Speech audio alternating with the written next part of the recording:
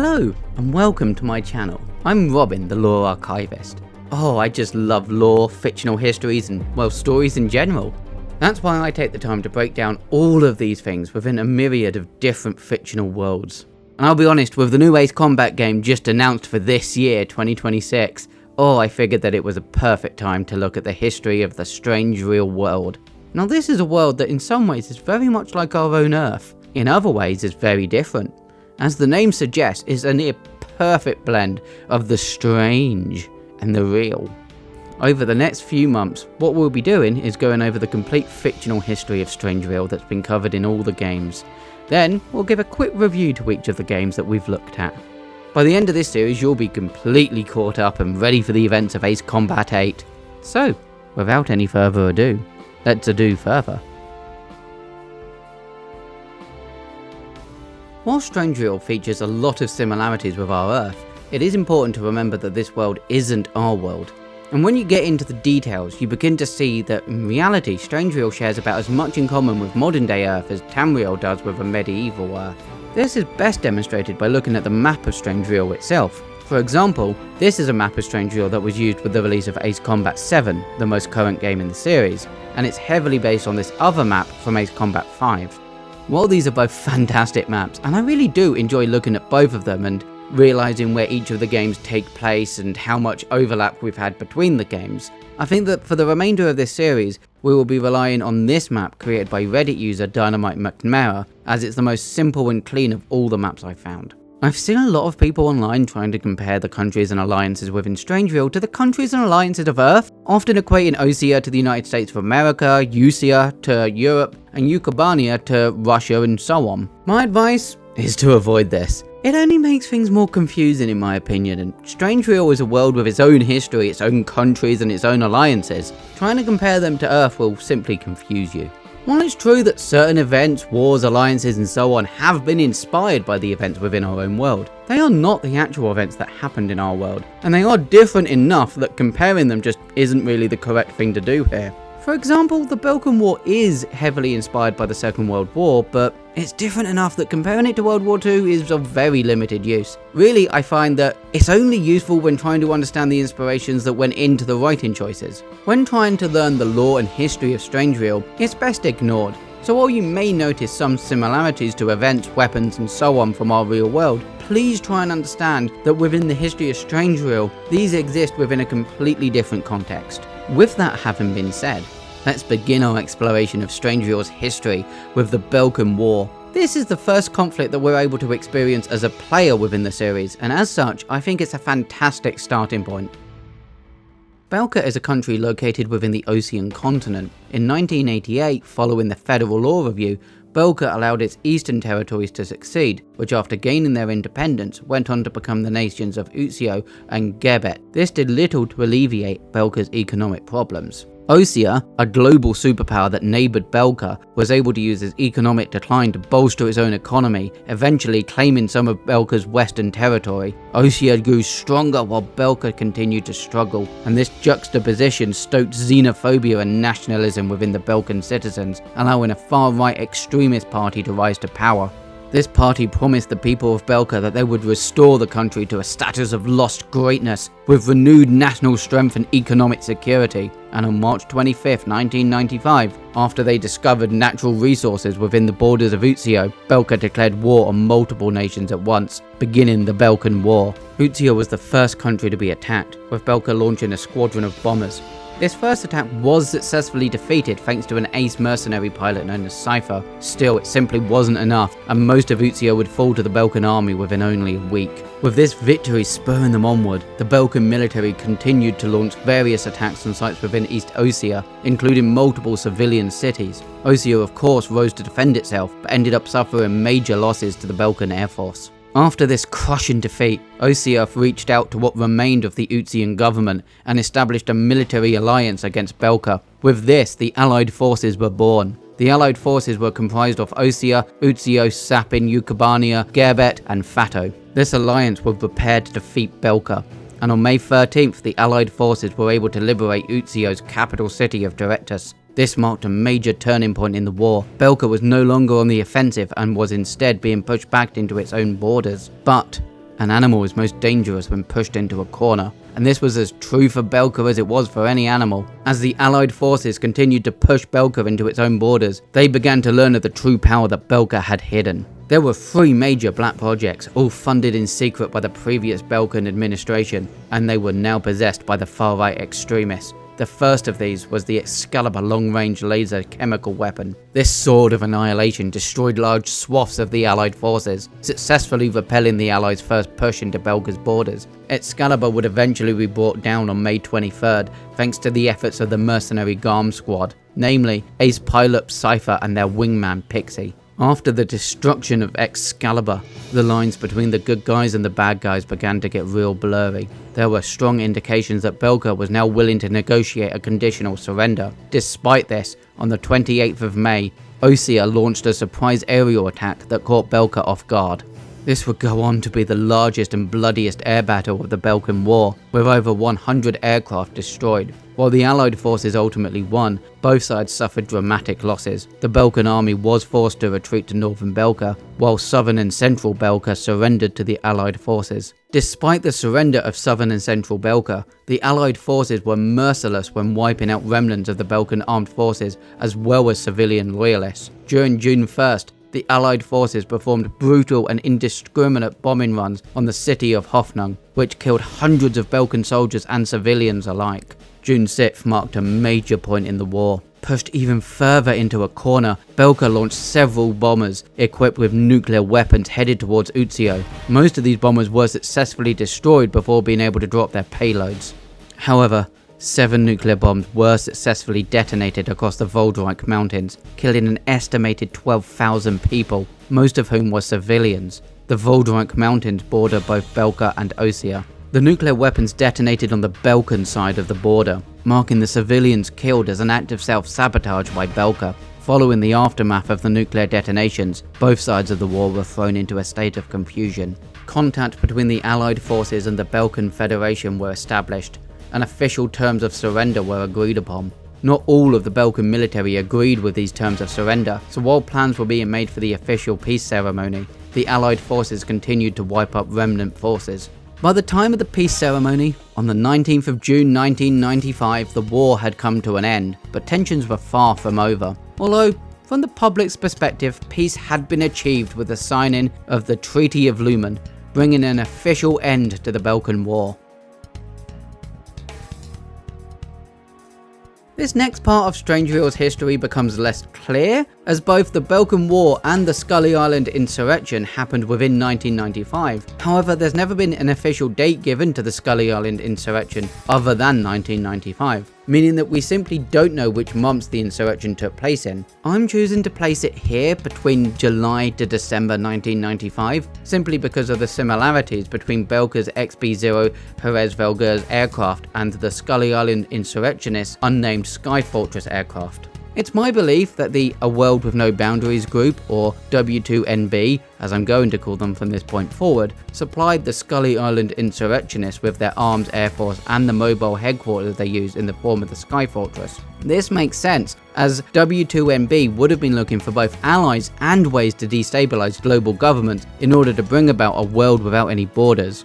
If the Skully Island insurrection had been successful, it would have given W2NB a central seat of power on the global stage, which they could have then expanded out from.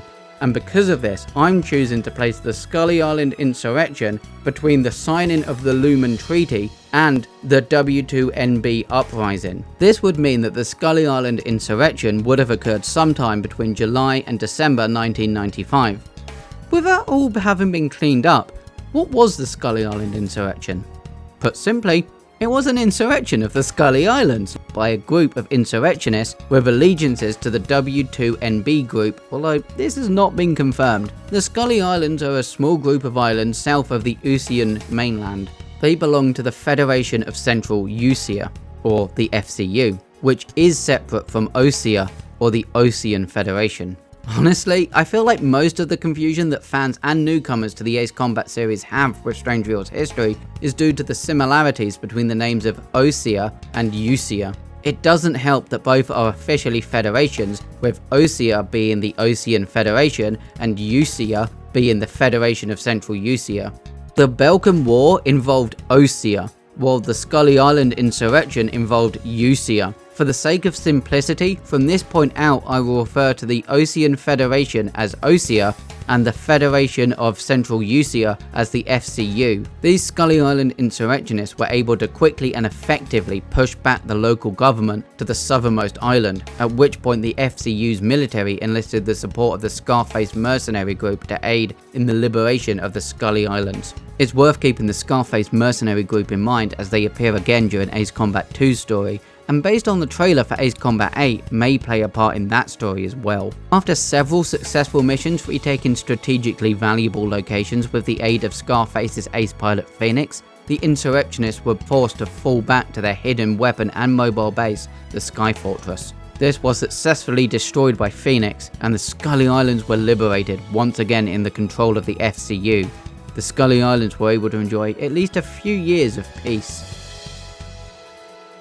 The terrorist group known as A World With No Boundaries, or W2NB for short, officially revealed themselves to the world during an attack on the city of Lumen with the colossal XB-0 Jerez Velger. The W2NB organisation believed in a world without any borders or nationalities. They hoped to achieve this ideal by using Belka's last two hidden black projects. Firstly, the mobile headquarters, the XB-0 Jerez Velger, and secondly, the V2 intercontinental nuclear warheads. Using the XB-0 as a central headquarters, the W2NB planned to either bomb governmental capitals directly with the XB-0 or launch V2 missiles at them, causing the downfall of every major government across the globe at once. Those that survived this massive onslaught would be able to rebuild a world free from the division of borders and nationalities. W2NB were comprised of people from across the entire world, including both the Ocean and Usean continents. After bombing the city of Lumen with the colossal XB-0, the bomber continued to fly over and bomb the Valis airbase in Utsio. GARM team was mobilized against the XB-0, and after a tense air battle, the GARM team succeeded in ridding the airs of this massive air fortress. This rids the W2NB of one of their two super weapons, leaving them only the V2 missiles. After the Allied forces were able to confirm that the W2NB group were organised within the Avalon Dam facility in Belka, a major offensive is launched. Thanks to the efforts of Cypher from the GARM team, the V2 missiles are destroyed with less than 10 minutes left on the countdown. The A World With No Boundaries group is disbanded, and peace is returned to the Ocean continent. Now, everything I say from this point forward is speculation, but it all fits within the timeline and motivations of those involved, so it's what I believe to be true. The Avalon Dam facility was never supposed to be the W2NB's main operational HQ, that was supposed to be the Skully Islands. However, after the insurrectionists, who I believe to be W2NB, failed to wrestle control of the archipelago from the FCU, they were forced to fall back to Avalon. This group began rapidly losing members to low morale after the end of the Belkan War and the unsuccessful insurrection of the Skully Islands. This pushed the W2NB's leadership to act, hoping to gain a victory, even a small one, capable of raising morale. So they bombed Lumen City within Osea, which at first seemed like a success, but then this soured when the GARM team downed the XB-0 fortress. On the brink of extinction, W2NB decided to launch the V2 missiles in a last-ditch attempt at achieving their goals. Now ultimately this failed and the group would dissolve just as quickly as they formed, leaving the world of Strangereal to move on, with years of peace lasting until 1997, but we'll cover that in next month's episode. For now, I would like to look at the games that we have just analysed the story of, and just look at how they are as games and review them and the story within them. Ace Combat The Belkan War, sometimes called Ace Combat 0 The Belkan War outside of the UK, is the earliest game in the timeline, despite being the 6th mainline game to release in the series. You can tell that this is a game that has a well-practiced team behind it. The gameplay here, despite being 20 years old, feels nearly perfect. The graphics are a little lacking, but considering the age of the game and the hardware it runs on, oh boy is it a looker on the PS2.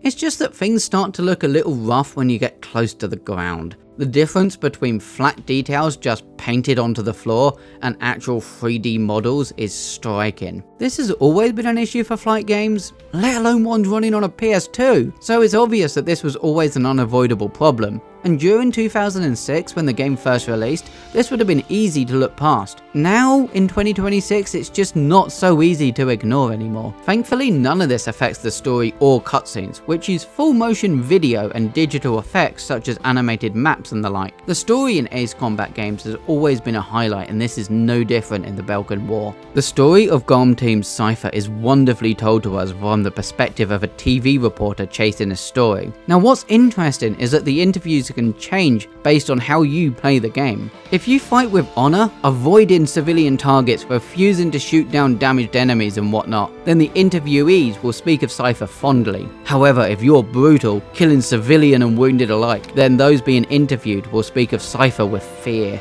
This lends the series a wonderful sense of replayability, as I found myself wanting to see what would happen if I played the game in a different way. I wish we saw this feature continue forward in the series, but sadly, it's only available here in the Belkan War. As for the rest of the plot, oh, it's simply amazing. The Ace Combat series continues to take the subject of war seriously, with no side of the conflict really coming out smelling of roses. Mission 11, the Inferno, with the bombing of Hoffnung, is particularly harrowing. Hearing soldiers debating the ethics of war while civilians scream into the radio for help as their city burns around them really makes you question if you're doing the right thing.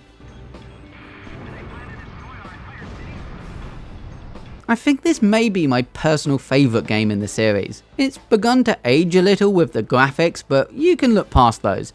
And if you do, you'll find a real masterpiece here. For me, it's Ace Combat 0 or 5 that stand out as my personal favourites. Air Combat. A game so early in the series it's not even Ace Combat yet. This game was adapted from an arcade cabinet of the same name. And for a launch title on the PlayStation 1, oh, it's amazing. I'm sure this blew many a gamer away in 1995. However, it's been 21 years since then, and now it leaves a lot to be desired. The graphics are so dated that they get in the way of gameplay at times. I'm not even joking. At times I wasn't sure if I was facing upwards towards the sky or downwards towards the floor. This led to me flying into the floor. The controls are surprisingly good though. As long as you remember to set them to expert mode in the options menu, you'd be surprised at how little they've changed in the 2 decades and some change since this game released. The last thing to talk about is the story, and I mean it's hardly even there. You're given only the barest understanding of what it is that's happening. There's been an insurrection in an island nation and you must help liberate it. Beyond a few location names, you don't really get given anything else to go on. The insurrectionists are never even given a name or motivation. This is one of the games that's maybe best left out during any replays of the series for all but the most dedicated fans. It's an interesting time capsule, but outside of that, it has nothing else to offer. Thanks for watching the first part of my breakdown of the history of Strangereal. I will be back next month with Ace Combat 2 and its remake, Ace Combat Assault Horizon Legacy, which details the events of the Usian coup d'etat. This means that we will be seeing the return of the Scarface Squadron and the Ace Pilot Phoenix. Honestly though, just thank you for watching my video. I've had such rapid growth over the last few weeks. Seriously, I've gone from 120 subscribers to like 800 plus. This video may even see me top the 1k mark. Oh my god, would that be amazing. And I love making these lore videos. The release of the Ace Combat 8 trailer just really got my ADHD going, and now I'm hooked into this new hyper obsession, which is why I've started this series. Seriously, I'm genuinely finding it hard to focus on my university work because of it. The advantage is that I get to break down the entire history of the game series here, so that's fun. So thank you so much for watching, and don't forget to do all of the stuff that YouTube loves you to do. Commenting, subscribing, leaving a comment. I've said that one twice. I do have a Metal Gear Solid video in the works. I have the script finished. I just need to replay the entire series, which is like a lot of gameplay, and it doesn't help that I don't own them anymore, which means I also need to work out buying them. That video will come. It may just be a little while. And then I have some plans for a video breaking down Skyrim's Civil War in detail, so, you know, subscribe if any of that sounds interesting to you. Besides that, yeah, I mean, thanks. Honestly, thanks. I'm having so much fun, and I'm really enjoying replaying the Ace Combat series. It's shocked me how good the Belkan War still is. It's such a good game. I've rambled for long enough, so thank you very much for watching. I don't know what time it is, but it's very late for me. It's actually Christmas Day. I'm recording this Christmas Day night, going into Boxing Day. And yeah. I'm hoping to have it up for like the first Friday in January. But I've still got to do all the editing and whatnot. And then I want to have like the first week of each month be like the Ace Combat series until we get Ace Combat 8, which I'm so hyped for. Anyway, I'm gonna stop recording and then I'm gonna go to bed and then we're gonna edit this tomorrow. But yeah, thank you very much for watching. Thumbs up, subscribe, leave a comment, do all the woozy diddles. And if it's anywhere near as late as it is while I'm recording this, you should go to bed. Go to sleep. Honestly, we all need to go to bed earlier. I say that, I've got a monster here. I'm not going to sleep for hours, but I'm going to try. So you should do too. Thank you very much, and good night.